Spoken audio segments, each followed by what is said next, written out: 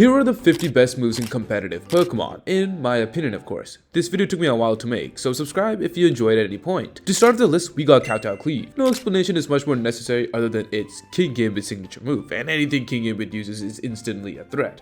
Also, this move doesn't really have an accuracy check, and for being a base 85 power, this move is pretty good. On the topic of Gambit, let us also include the move Sucker Punch, arguably one of the most potent moves in the game, primarily due to this Pokemon.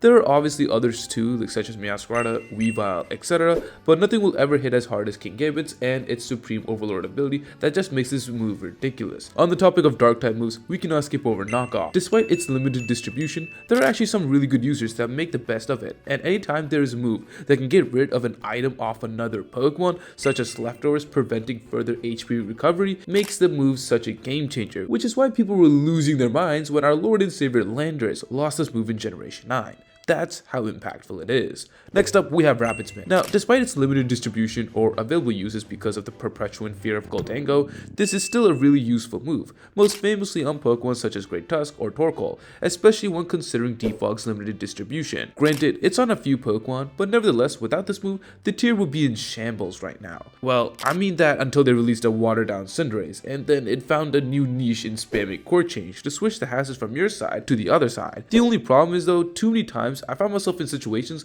where the Starlock was on both sides of the field, so Court Change at that point became useless, and then it's a matter of time of when will Cinderace go down so I can plant more hazards and make your life hell. Mortal Spin is also another great move. It's like Rapid Spin, but better, and can poison its targets. Now, it's only available on Glimmora, but Glimmora is a rather popular Pokemon within the higher tiers of competitive play, and usually speaking, this move is almost a must to have with you if you don't have any other ways to get rid of hazards on your side. Hazards such as Stealth Rocks, Spikes have also been a huge problem for the tier since day one, for the reasons I listed above. Nobody likes them, especially me. I hate them, and having to rely on heavy duty boots does suck all day, and then when you lose your only hazard removal mon, it only creates further depression. Speaking of depression, by far the most depressing hazard is Sticky Webs, which are hazards that slow down your side of the field, an indirect speed boost essentially for your opponent. With Ribombi's rise back into OU and its still prominence within Ubers, you can't deny that Sticky Webs are some of the best hazards as of Generation 9. They single-handedly made Ironmouth super relevant in DLC 1, as I remember, and even now. Nothing though speaks more of hazards than the move Ceaseless Edge that I see from every other battle from a Hamrod. One of the most ridiculous moves of all time, a good damaging dark type move that is boosted through the ability Sharpness and can set up hazards. This move single-handedly made post-home metagames such a struggle to play through on many days for those of you who played back then.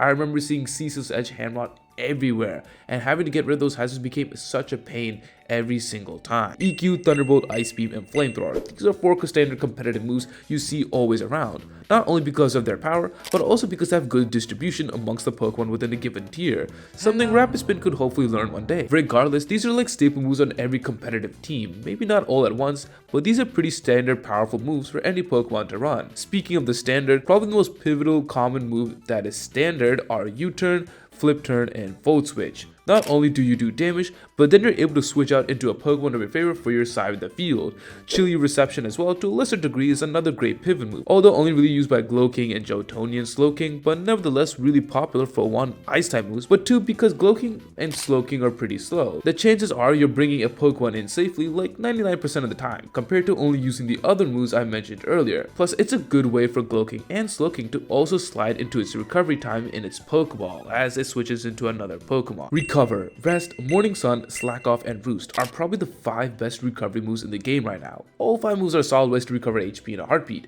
From Dondozo to Garganacl, defensive Pokemon usually dominate with these moves, so stay long on the battlefield and keep providing your team with the backbone they need. One click instant HP. Shall I really say any more about these moves? Going back to that Garganacl point though, one of the best moves in the game it has is obviously its signature move, and that's Salt Cure. I hate this move. Like, how do we give Toedscruel an awful ability but give Garganacl some of the most insane defensive tools of all time? This move basically does chip damage indefinitely till you switch out, and if you're Steel or Water, you take even more damage per turn. Garg can use this move and stall you up perfectly till your Pokemon either switches or faints, and in which case Garganacl could then rinse and repeat. You know what else I hate though? Getting status. From Will-O-Wisp to Poison to Thunder Wave, all of these conditions are horrible to face. Getting burned really hurts physical attackers, poison Poison just keeps stacking and punishing for those staying in too long. Thunder Wave, well, it's just straight up RNG and allowing you to move during a turn, not to mention it halves your speed. All three of these moves are pretty relevant within the higher tiers of competitive play. From Gliscor to Skeledirge to Zapdos, etc., these are popular Pokemon that will run these relevant moves that you'll definitely encounter in many of your singles competitive plays journeys. Alongside with these moves, a common move to use in conjunction is Hex, as it deals double damage if your opponent is statused. You may recall sets featuring Will-O-Wisp, Skeledirge and Hex, or Dragapult and Hex, as these two Pokemon could efficiently status the opponent and then thereafter hit with the stab double damage ghost type move of Hex.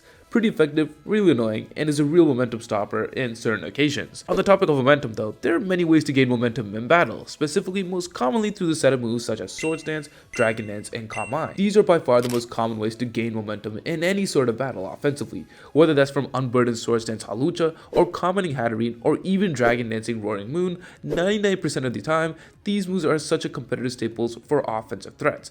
Speaking of which, I know it got banned recently, but I couldn't help mention one specific move that has been making a name for itself in Quiver Dance, which Volcarona loved to abuse to then take down its opponents with its stab moves or into a common Terra Blast of its typing of its choice, which Terra Blast in its own is a very popular because of its ability to change typing to any type you want based on your terrestrialization. Momentum moves though, like that, are so pivotal that it actually makes it one of the main reasons why we don't use Iron Moth over Volcarona, primarily because Volcarona could increase its speed, special defense, and special attack so quickly with one single click. Ribombee has this move too, but you know, Volcarona is the most famous user here. Substitute is a great move as well in gaining momentum, probably not as strong as the obvious other eye-popping moves, but it can be more impactful once you realize it can snowball through the other teams. For example, Calm Mind sub Primarina can put a sub and then ignore damage while it sets up and then blaze towards victory as it spams Surf. But one great move to stop your opponents with fast momentum is through Taunt or Encore, which Taunt has always been a good move, but I've always seen Encore pick more recently than before, primarily to stop things like King Gambit and its Sucker Punch.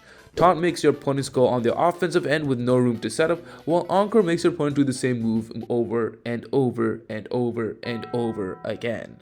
Another great way to stop your opponents though is Whirlwind. Specifically Whirlwind Tinglu, as Whirlwind is a move that always moves last, but having slow Pokemon such as Tinglu or actually Skarmory who are bulky enough to take hits, actually moving last works well in your favor and gets rid of Pokemon who are on the brink of starting their offensive dominance. On that note, Generation 9 introduced a ton of new exciting moves, such as Make It Rain Goldango, which I think I can speak for everyone, but when Goldango was at the peak of its powers and got a +2 Nasty Paw, we were all praying just to live the hit, let alone rebound and win the battle. This move is ridiculously strong, and for that type of Pokemon that was already so overwhelming for other factors not including its offensive prowess, it just got so much for Goldango and everyone around it. Ivy Cudgel is also another great move added. Now, it's not the most overpowered move you'll ever see, but its stability in providing base 100 damage and selecting between the 4 types is what makes this move special, especially since Ogerbound could use this as an effective rock type coverage, a type coverage has always struggled with good offensive physical rock type moves. Super versatile move and honestly one of the best in the game, and speaking of which, we cannot go in this video without talking about Raging Bolt and its King Gambit-esque dominance with its own electric version of Sucker Punch in the form of Thunderclap. Other than ground types, this move is super deadly because Raging Bolt is already so bulky and is a special attacker. 1, it can set up convincingly to do more damage, but then 2, there's no burn such status to have its special attacking stat. So in my opinion, it kind of makes it more scary near the end of games if left alone. But what's even scarier is Dragonite, and not just another Dragonite, but the type that wants to rip your guts out, with repeated choice band Terra Normal Extreme Speed over and over and over and over again. Extreme Speed is literally known in this generation because of its best user in it in Dragonite. Usually it's a more limited distribution of a move pool, but in this generation it's made a name for itself on the premier offensive weapon of Dragonite, and thanks to terrestrialization has made this thing above and beyond. Grassy Glide as well is another great move that works in a similar type of fashion, and what I mean by that is it is a priority move underneath Grassy Surge that is known to do major damage underneath Choice Band Rillaboom. But nevertheless, this move single-handedly was the sole reason of the difference of a UU Rillaboom and a OU Rillaboom. That's how impactful this move is in competitive singles. It single-handedly warps Rillaboom into this huge offensive threat for your opponent to worry about, even after its huge nerfs it got in Generation 9. On the topic of signature moves though, we cannot forget about Psycho Boost. While obviously used on Deoxys speed, it is a great move to use once whittled down to your Focus Sash and set up hazards. Most of the time, it is like you set up Stealth Rocks and then hit the huge explosion before you peace out to your next battle. A subtle move, but it is still very relevant for Deoxys to keep its offensive rolling or momentum for your side thereafter in setting up hazard. These next couple moves are relatively common throughout the competitive scene, with Moonblast, Dazzling Gleam, Play Rough, and Earth Power. Moonblast and Play Rough and Dazzling Gleam are pretty self-explanatory, great fairy type moves that are used with a wide variety of Pokemon, especially great to stop dragon types in their path. They're also just generally good moves that typically aren't so easy to shoo away as one might imagine because of their type matchups.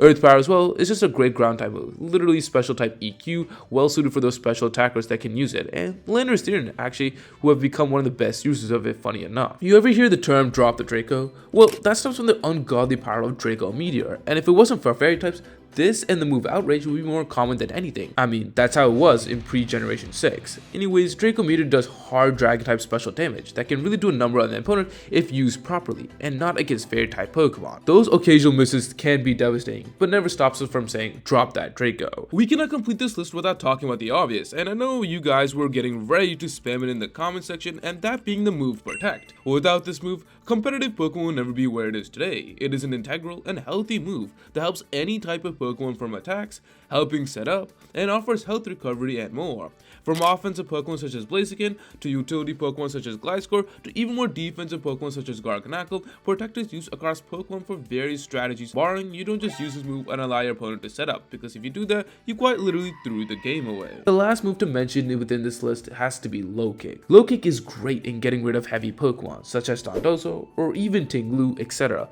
Very valuable fighting type move that, funny enough, is actually somewhat common on King Gambit. And with that, we have all the 50 popular moves within singles competitive play, at least according to my opinion. I'm sure I left a couple off on this list, so feel free to let me know which moves should have made the list. Comment below the flag emoji, join the Chompy Discord, and with that, I'll catch you guys in the next video. Thanks for watching as always.